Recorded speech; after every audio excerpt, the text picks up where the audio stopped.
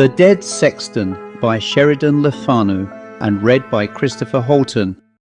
The sunsets were red, the nights were long, and the weather pleasantly frosty, and Christmas, the glorious herald of the new year, was at hand when an event, still recounted by winter firesides, with a horror made delightful by the mellowing influence of years, occurred in the beautiful little town of Golden Friars, and signalised as the scene of its catastrophe the old inn known throughout a wide region of the Northumbrian counties as the George and Dragon.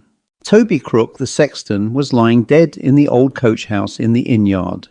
The body had been discovered only half an hour before this story begins under strange circumstances, and in a place where it might have lain the better part of a week undisturbed, and a dreadful suspicion astounded the village of Golden Friars. A wintry sunset was glaring through a gorge of the western mountains, turning into fire the twigs of the leafless elms and all the tiny blades of the grass on the green, by which the quaint little town is surrounded.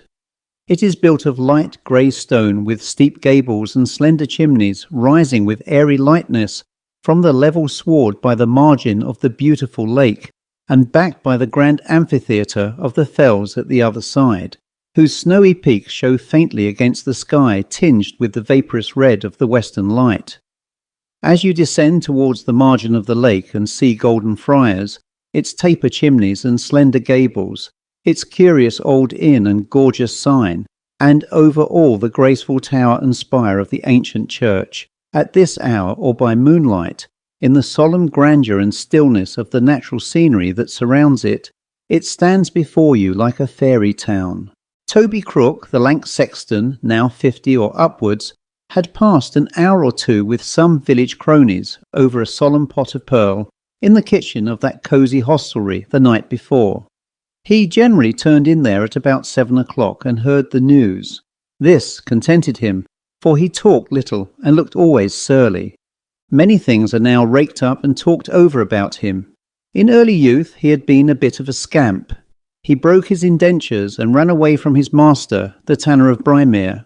He had got into 50 bad scrapes and out again, and just as the little world of Golden Friars had come to the conclusion that it would be well for all parties, except perhaps himself, and a happy riddance for his afflicted mother if he were sunk, with a gross of quart pots about his neck, in the bottom of the lake in which the grey gables, the elms, and the towering fells of Golden Friars are mirrored, he suddenly returned, a reformed man at the ripe age of 40. For 12 years he had disappeared, and no one knew what had become of him. Then, suddenly, as I say, he reappeared at Golden Friars, a very black and silent man, sedate and orderly. His mother was dead and buried, but the prodigal son was received good-naturedly.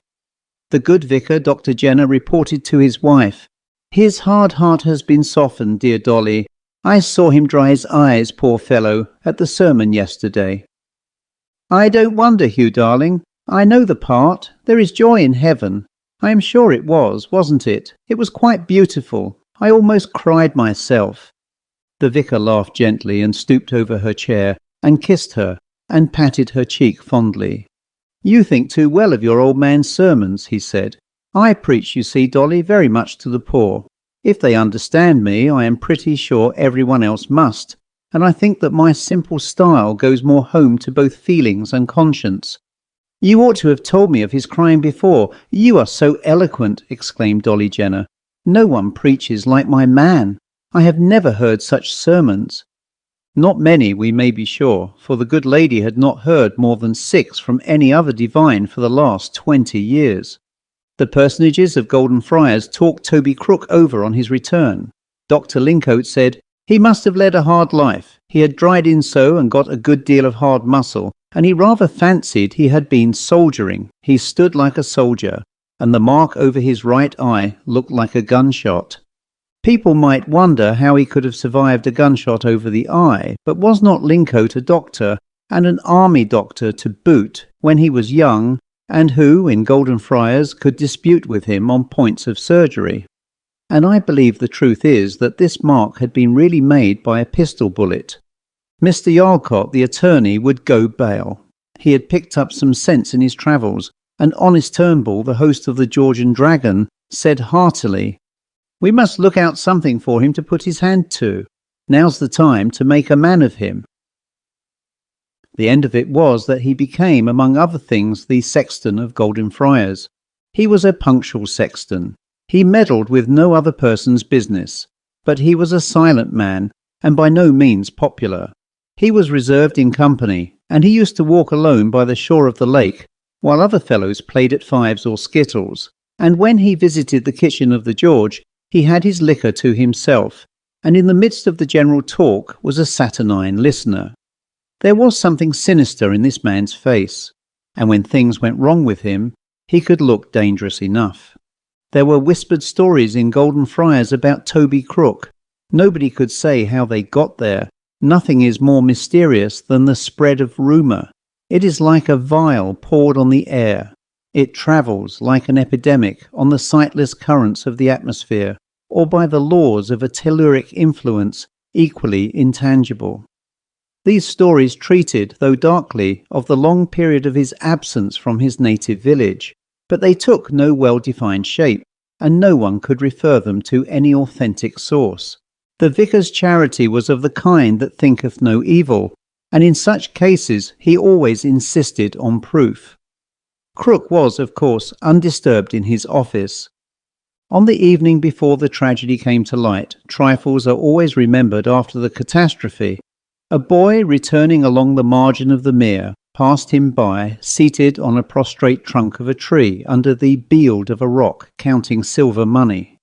His lean body and limbs were bent together, his knees were up to his chin, and his long fingers were telling the coins over hurriedly in the hollow of his other hand.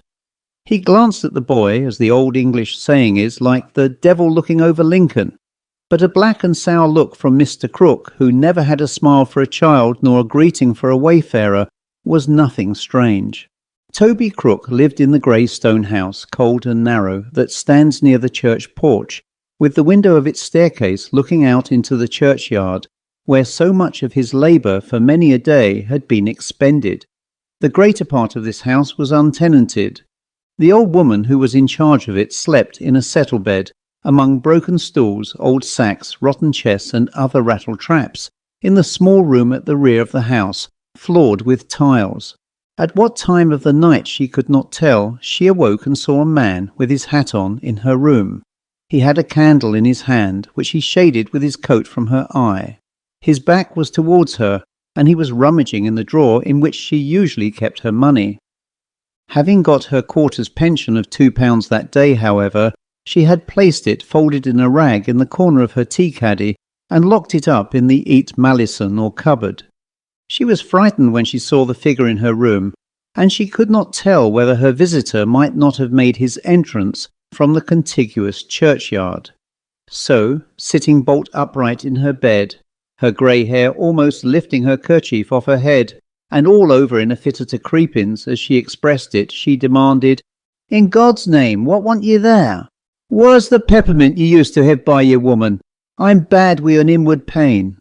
"It's all gain a month sin," she answered, and offered to make him a het drink if he'd get to his room. But he said, "Never mind, I'll try a mouthful of gin."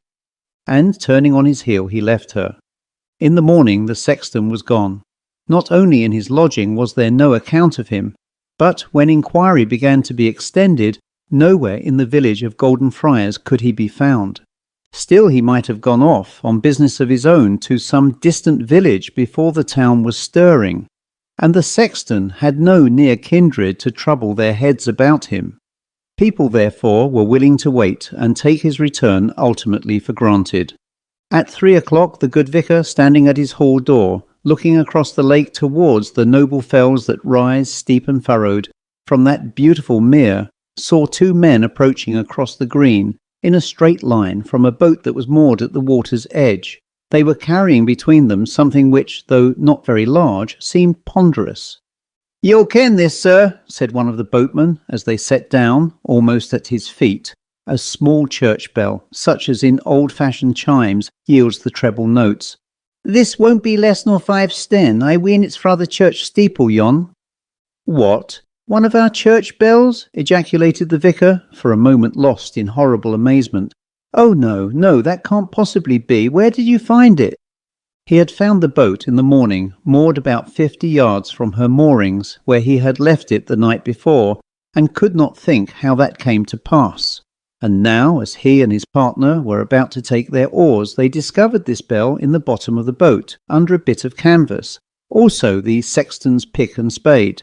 Tom Spade, they termed that peculiar broad-bladed implement. "Very extraordinary. We must try whether there is a bell missing from the tower," said the vicar, getting into a fuss. "Has Crook come back yet? Does anyone know where he is?" The sexton had not yet turned up. "That's odd, that's provoking," said the vicar. "However, my key will let us in. Place the bell in the hall while I get it, and then we can see what all this means." To the church, accordingly, they went, the vicar leading the way with his own key in his hand. He turned it in the lock and stood in the shadow of the ground porch and shut the door. A sack half full lay on the ground, with open mouth, a piece of cord lying beside it. Something clanked within it as one of the men shoved it aside with his clumsy shoe. The vicar opened the church door and peeped in. The dusky glow from the western sky, entering through a narrow window, illuminated the shafts and arches, the old oak carvings, and the discoloured monuments, with the melancholy glare of a dying fire. The vicar withdrew his head and closed the door. The gloom of the porch was deeper than ever, as, stooping, he entered the narrow door that opened at the foot of the winding stair that leads to the first loft, from which a rude ladder stair of wood, some 25 feet in height, mounts through a trap to the ringer's loft. Up the narrow stairs the vicar climbed, followed by his attendants, to the first loft. It was very dark. A narrow bow slit in the thick wall admitted the only light they had to guide them.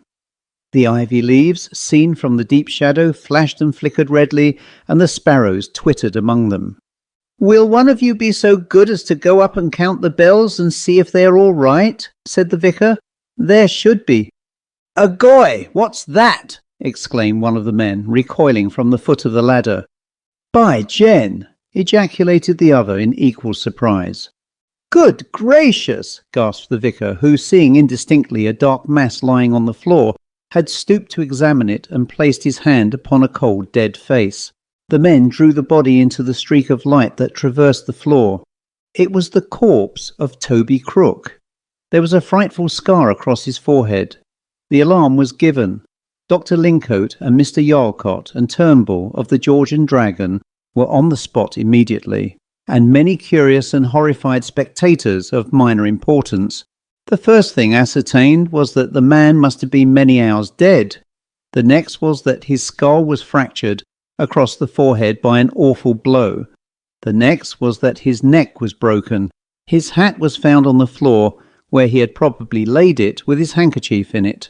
The mystery now began to clear a little, for a bell, one of the chime hung in the tower, was found where it had rolled to against the wall, with blood and hair on the rim of it, which corresponded with the grisly fracture across the front of his head. The sack that lay in the vestibule was examined and found to contain all the church plate, a silver salver that had disappeared about a month before from Dr. Lincoat's store of valuables, the vicar's gold pencil case, which he thought he had forgot in the vestry book, silver spoons and various other contributions levied from time to time off a dozen different households, the mysterious disappearance of which spoils had of late years begun to make the honest little community uncomfortable. 2 bells had been taken down from the chime, and now the shrewd part of the assemblage, putting things together, began to comprehend the nefarious plans of the sexton, who lay mangled and dead on the floor of the tower, where only 2 days ago he had tolled the holy bell to call the good Christians of Golden Friars to worship. The body was carried into the yard of the George and Dragon and laid in the old coach house, and the townsfolk came grouping in to have a peep at the corpse, and stood round, looking darkly, and talking as low as if they were in a church. The vicar in gaiters and slightly shovel hat stood erect as one in a little circle of notables, the doctor, the attorney, Sir Geoffrey Mardykes, who happened to be in the town, and Turnbull the host, in the centre of the paved yard, they having made an inspection of the body, at which troops of the village stragglers, toing and froing, were gaping and frowning as they whispered their horrible conjectures. "What do you think of that?" said Tom Scales, the old hostler of the George, looking pale, with a stern, faint smile on his lips, as he and Dick Linklin sauntered out of the coach-house together. "The Dill will hev his ain noo," answered Dick in his friend's ear. "T' Sexton's got a craig thraw like he gav the lass over the clints of Scarsdale. You mind what the old soger telt us when he hid his face in the kitchen of the George here? By Jen, I'll ne'er forget that story." "I ween 'twas all true enough," replied the hostler, "and the scissop he gave the sleeping man with t' poker across the forehead, see where the edge of t' bell took him, and smashed his ain the self-same lids. By Mars sang, I wonder the Dill didna carry away his corpse i' the night, as he did wi' Tam Lunders at Moulton Mill." "Hout, man, whoever sid to Dill inside of a church? The corpse is ill for'd enough to scare Satan himself, for that matter, though it's true what you say. Aye, you're reet till a trippet there, for Beelzebub daren't show his snout inside the church, not the length of the black of my nail." While this discussion was going on, the gentlefolk who were talking the matter over in the centre of the yard had dispatched a message for the coroner all the way to the town of Hexton. The last tint of sunset was fading from the sky by this time, so of course there was no thought of an inquest earlier than next day. In the meantime, it was horribly clear that the sexton had intended to rob the church of its plate, and had lost his life in the attempt to carry the second bell, as we have seen, down the worn ladder of the tower. He had tumbled backwards and broken his neck upon the floor of the loft, and the heavy bell in its fall descended with its edge across his forehead. Never was a man more completely killed by a double catastrophe, in a moment. The bells and the contents of the sack, it was surmised, he meant to have conveyed across the lake that night, and with the help of his spade and pick to have buried them in Clousted Forest, and returned after an absence of but a few hours, as he easily might before morning, unmissed and unobserved. He would no doubt, having secured his booty, have made such arrangements as would have made it appear that the church had been broken into. He would, of course, have taken all measures to divert suspicion from himself, and have watched a suitable opportunity to repossess himself of the buried treasure and dispose of it in safety. And now came out into sharp relief all the stories that had one way or other stolen after him into the town. Old Mrs. Pullen fainted when she saw him, and told Dr. Lincoat after that she thought he was the highwayman who fired the shot that killed the coachman the night they were robbed on Hounslow Heath. There were the stories also told by the wayfaring old soldier with the wooden leg, and 50 others, up to this more than half disregarded, but which now seized on the popular belief with a startling grasp. The fleeting light soon expired, and twilight was succeeded by the early night. The inn-yard gradually became quiet, and the dead sexton lay alone in the dark on his back, locked up in the old coach-house, the key of which was safe in the pocket of Tom Scales, the trusty old hostler of the George. It was about 8 o'clock, and the hostler, standing alone on the road in the front of the open door of the George and Dragon, had just smoked his pipe out. A bright moon hung in the frosty sky. The fells rose from the opposite edge of the lake like phantom mountains. The air was stirless. Through the boughs and sprays of the leafless elms no sigh or motion, however hushed, was audible. Not a ripple glimmered on the lake, which at one point only reflected the brilliant moon from its dark blue expanse, like burnished steel. The road that runs by the inn door along the margin of the lake shone dazzlingly white. White as ghosts among the dark holly and juniper stood the tall piers of the vicar's gate, and their great stone balls, like heads, overlooking the same road, a few hundred yards up the lake to the left. The early little town of Golden Friars was quiet by this time. Except for the townsfolk who were now collected in the kitchen of the inn itself, no inhabitant was now outside his own threshold. Tom Scales was thinking of turning in. He was beginning to feel a little queer. He was thinking of the sexton, and could not get the fixed features of the dead man out of his head, when he heard the sharp though distant ring of a horse's hoof upon the frozen road. Tom's instinct apprised him of the approach of a guest to the George and Dragon. His experienced ear told him that the horseman was approaching by the Dardle road. which after crossing that wide and dismal moss, passes the southern fells by Dunner and finally enters the town of Golden Friars by joining the Mardykes Road at the edge of the lake close to the gate of the vicar's house. A clump of tall trees stood at this point, but the moon shone full upon the road and cast their shadow backward. The hoofs were plainly coming at a gallop with a hollow rattle. The horseman was a long time in appearing. Tom wondered how he had heard the sound, so sharply frosty as the air was, so very far away. He was right in his guess. The visitor was coming over the mountainous road from Dardle Moss, and he now saw a horseman who must have turned the corner of the vicar's house at the moment when his eye was wearied. For when he saw him for the first time, he was advancing in the hazy moonlight, like the shadow of a cavalier, at a gallop, upon the level strip of road that skirts the margin of the mere, between the George and the Vicar's piers. The hostler had not long to wonder why the rider pushed his beast at so furious a pace, and how he came to have heard him, as he now calculated, at least 3 miles away. A very few moments sufficed to bring horse and rider to the inn door. It was a powerful black horse, something like the great Irish hunter that figured 100 years ago, and would carry 16 stone with ease across country. It would have made a grand charger, not a hair turned. It snorted, it pawed, it arched its neck, then threw back its ears and down its head, and looked ready to lash, and then to rear, and seemed impatient to be off again, and incapable of standing quiet for a moment. The rider got down, but he was a tall, sinewy figure. He wore a cape or short mantle, a cocked hat, and a pair of jackboots, such as held their ground in some primitive corners of England almost to the close of the last century. "Take him, lad," said he to old Scales. "You need not walk or wisp him, he never sweats or tires.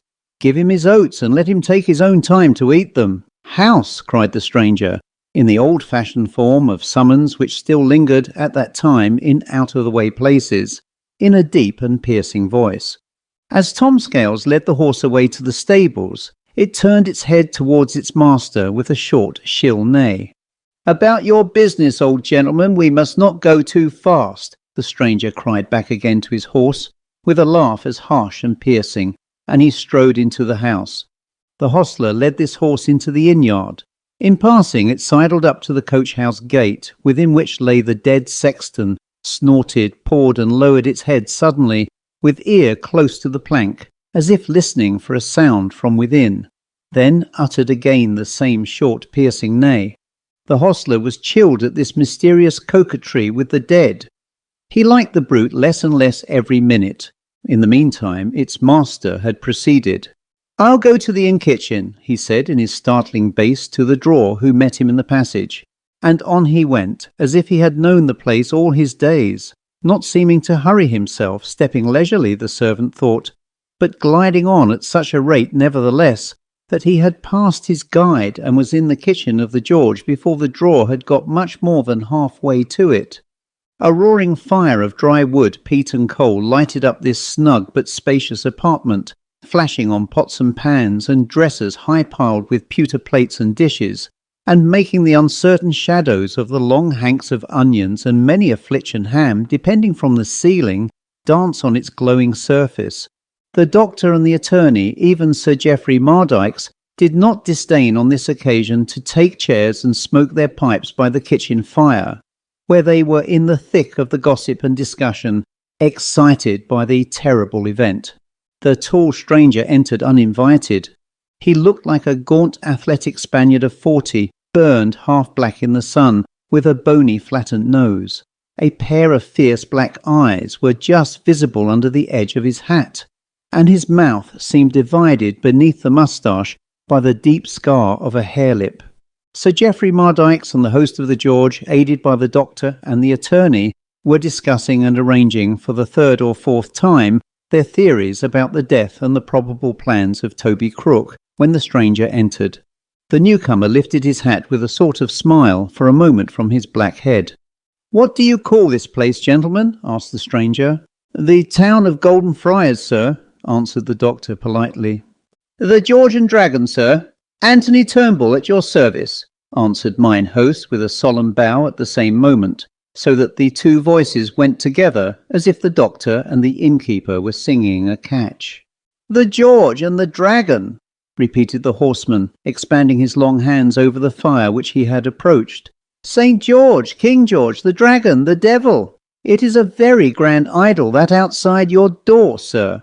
You catch all sorts of worshippers, courtiers, fanatics, scamps, all's fish, eh? Everybody welcome, provided he drinks like one. Suppose you brew a bowl or two of punch. I'll stand it. How many are we? Here, count, and let us have enough. Gentlemen, I mean to spend the night here, and my horse is in the stable. What holiday, fun or fair has got so many pleasant faces together? When I last called here, for, now I bethink me, I have seen the place before, you all looked sad. It was on a Sunday, that dismalest of holidays, and it would have been positively melancholy, only that your sexton, that saint upon earth, Mr. Crook, was here. He was looking round over his shoulder and added, "Ha, don't I see him there?" Frightened a good deal were some of the company. All gaped in the direction in which, with a nod, he turned his eyes.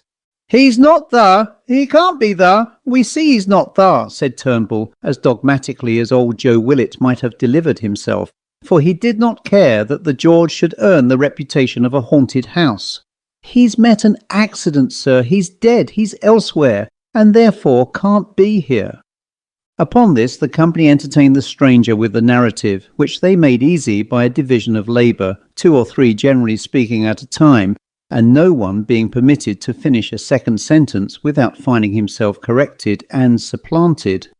"The man's in heaven, so sure as you're not," said the traveller so soon as the story was ended. "What? He was fiddling with the church bell, was he, and died for that, eh? Landlord, get us some drink. A sexton died for pulling down a church bell he has been pulling at for 10 years. "You came, sir, by the Dardle Road, I believe," said the doctor. Village folk are curious. "A dismal moss is Dardle Moss, sir, and a bleak climb up the fells on to other side." "I say yes to all, from Dardle Moss, as black as pitch and as rotten as the grave, up that zigzag war you call a road, that looks like chalk in the moonlight, through Dunnaclough, as dark as a coal pit, and down here to the George and the Dragon, where you have a roaring fire, wise men, good punch, here it is, and a corpse in your coach-house. Where the carcass is, there will the eagles be gathered together.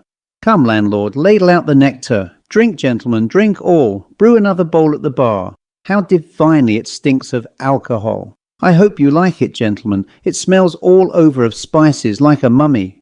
Drink, friends. Ladle, landlord. Drink all. Serve it out."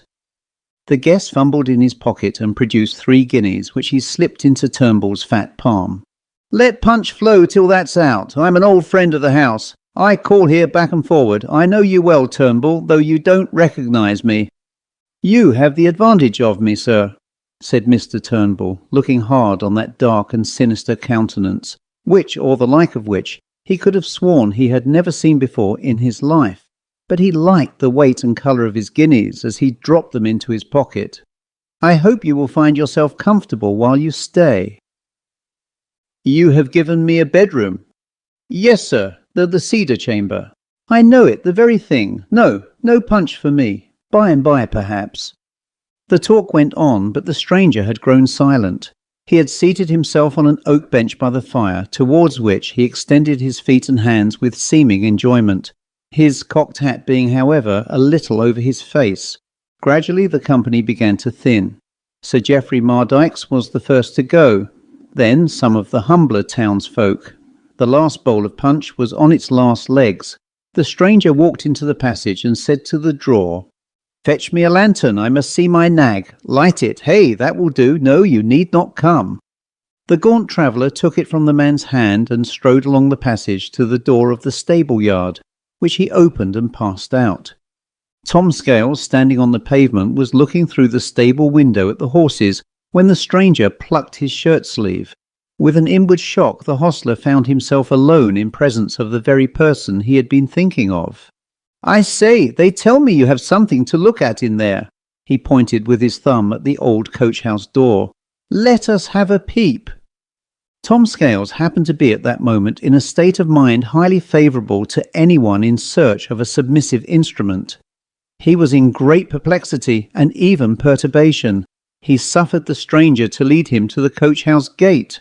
"You must come in and hold the lantern," said he. "I'll pay you handsomely." The old hostler applied his key and removed the padlock. "What are you afraid of? Step in and throw the light on his face," said the stranger grimly. "Throw open the lantern, stand there, stoop over him a little. He won't bite you. Steady, or you may pass the night with him." In the meantime, the company at the George had dispersed, and shortly after, Anthony Turnbull, who, like a good landlord, was always last in bed and first up in his house, was taking alone his last look round the kitchen before making his final visit to the stable yard, when Tom Scales tottered into the kitchen, looking like death, his hair standing upright, and he sat down on an oak chair, all in a tremble, wiped his forehead with his hand, and, instead of speaking, heaved a great sigh or two. It was not till after he had swallowed a dram of brandy that he found his voice and said, "We've the deil himself in the house. By Jen, you'd best send for to sir." The clergyman, "Happen he'll take him in hand wi' Holy Writ, and send him elsewhither deftly. Lord atween us and harm, I'm a sinful man. I tell you, Mr. Turnbull, I daren't stop into George tonight under the same roof with him." "Ye mean the rubby-on, black-faced lad with the brocken neb? Why, that's a gentleman with a pocket full of guineas, man, and a horse worth £50. That horse is no better nor his rider. The nags that were in the stable with him, they all tucked the creepings and sweated like rain down a thack. I tucked them all out of that, away from him, into the hack stable, and I thought I could never get them past him. But that's not all. When I was keeking into the window at the nags, he comes behind me and claps his claw on my shouter, and he gares me gang with him, and opened the head coach-house door, and had the cannel for him, till he perked into the deed meant face. And as God's my judge, I sid the corpse open its eyes and walk its mouth, like a man smoring and striving to talk. I couldna move or say a word, though I felt my hair rising on my head. But at lang last I gave a yellock and say aye, "La, what is that?" And he himself looked round on me like the devil he is, and with a skirl of a laugh he strikes the lantern out of my hand. When I come to myself, we were outside the coach-house door. The moon was shining in, and I could see the corpse stretched on the table where we left it, and he kicked the door to with a purr of his foot. "Lock it," says he, and so I did. "And here's the key for ye. Take it yourself, sir." He offered me money. He said he'd make me a rich man if I'd sell him the corpse and help him away with it. Hout, man, what could he want at a corpse? He's not doctor to do with that lids. He was taking a rise out of ye, lad, said Turnbull. Nah, he wants the corpse. There's summat you and me can't tell he wants to do with it, and he'd liefer get it with sin and thieving and the damage of my soul. He's one of them freightons a boo or a dobbies off Dardle Moss that's always astir with the like after nightfall, unless, Lord save us, he be the deil himself. Where is he noo? Asked the landlord, who was growing uncomfortable. He spanged up the back stair to his room. I wonder you didn't hear him tramping like a wild horse, and he clapped his door that the house shook again. But Lord knows where he is noo. Let us gang-aways up to the vicar's and gan him come down and talk with him. Hoity-toity, man, you're too easy scared, said the landlord, pale enough by this time. 'Twould be a fine thing truly to send abroad that the house was haunted by the deil himself. Why, 'twould be the ruin of the George. You're sure you locked the door on the corpse? Aye, sir, sartain. Come with me, Tom, we'll get a last look round the yard. So side by side, with many a jealous look right and left and over their shoulders, they went in silence. On entering the old-fashioned quadrangle, surrounded by stables and other offices, built in the antique cagework fashion, they stopped for a while under the shadow of the inn gable and looked around the yard and listened. All was silent, nothing stirring. The stable lantern was lighted, and with it in his hand, Tony Turnbull, holding Tom Scales by the shoulder, advanced. He hauled Tom after him for a step or two, then stood still and shoved him before him for a step or two more, and thus cautiously, as a pair of skirmishers under fire, they approached the coach-house door. There, you see, all safe, whispered Tom, pointing to the lock which hung, distinct in the moonlight, in its place. "Come back, I say." "Come on, say I," retorted the landlord valorously. "It would never do to allow any tricks to be played with the chap in there." He pointed to the coach-house door.